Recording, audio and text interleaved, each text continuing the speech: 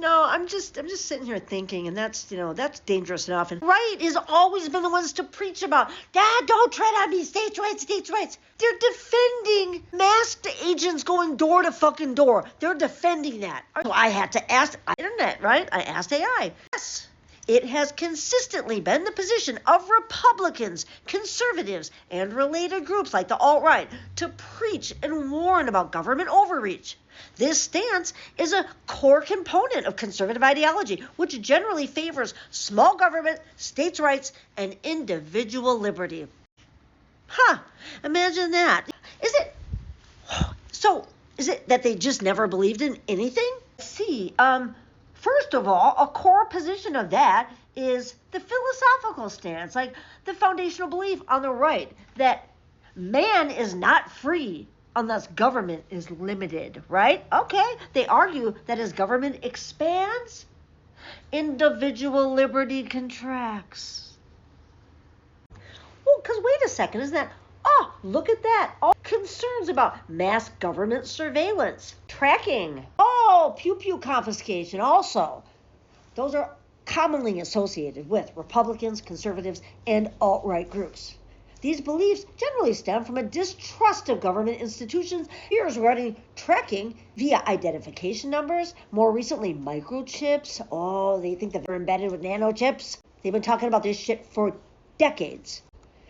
Steve Bannon. Where are you, Steve Bannon? Where's Steve Bannon now? He was a PR man for Jeffrey Epstein. I forgot. What about Alex Jones? Oh yeah, he's been reduced to like this screaming nut job that yells at his own listeners. Because often they're warning us all the time about the risks of an overreaching surveillance state and unchecked federal power. I thought that it was them that had been saying this forever. Like, who's been saying this kind of shit? I know somebody has. Believers of these theories often link them to other anti-government plots, suggesting that there's a plan to destroy the U.S. from within. And establish an authoritarian government. That's what they've been talking about. They've been saying that the Democrats are going to do that for decades. The Democrats. Really? The Democrats?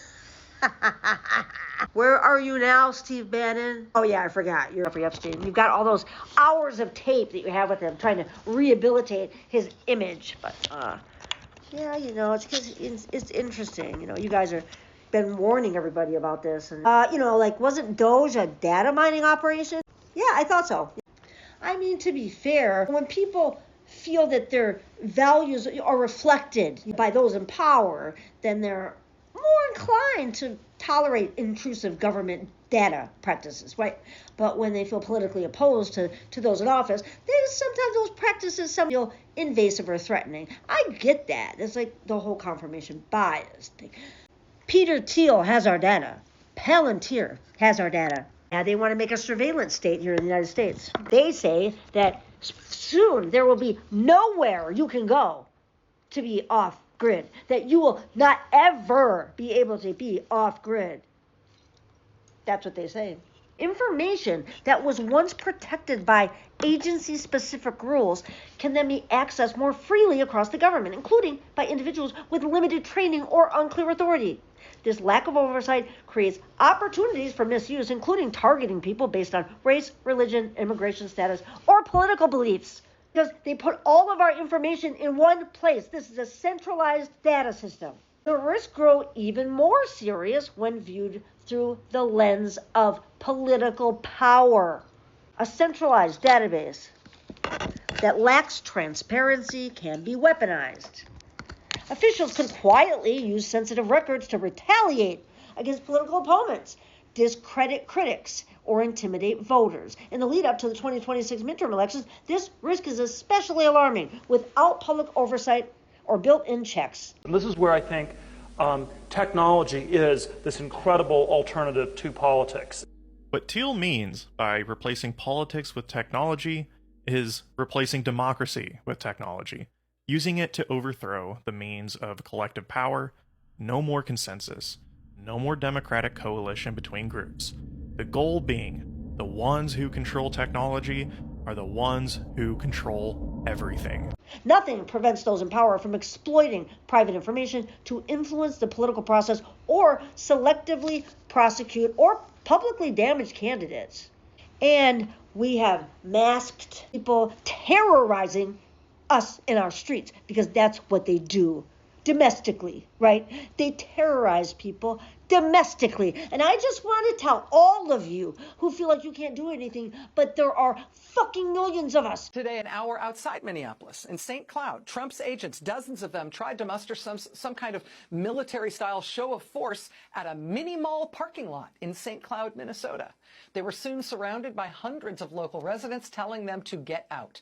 They were so overwhelmed with the way the neighborhood responded, Trump's agents got stuck there in the mini-mall parking lot. A Democratic state senator had to intervene to ask the crowd to please let the federal agents leave because they otherwise couldn't. Finally, after about an hour, people allowed these tough guy masked agents to turn tail and leave with their tails between their legs. This is how they're conducting themselves. They would appear to have absolutely no clue what they are doing. This is not what professional immigration law enforcement looks like. What this looks like is military-style weapons and gear given to masked, unbadged secret police who appear to have learned their tactics by playing video games about real wars and fantasizing about being scary to women. And if they think by what they're doing, they are attracting people to their cause or intimidating people into not turning out to protest against them, or to not turning out to watch what they're doing, to record what they're doing. Well, they're very seriously wrong about that. I mean, this is also today in Minneapolis. Local school kids in Minneapolis en masse walking out of their school to tell Trump's federal agents to leave them alone and get out of their town. Look, Rachel Maddow knows too. So come on, people. We're not going to let our country be taken from us from a bunch of fucking eugenicsy, white supremacist, white Christian nationalist, schnauzy motherfuckers. Come on. Thank you for watching my videos. I always hope that you learned something. I like to entertain, but I also hope to educate, you know.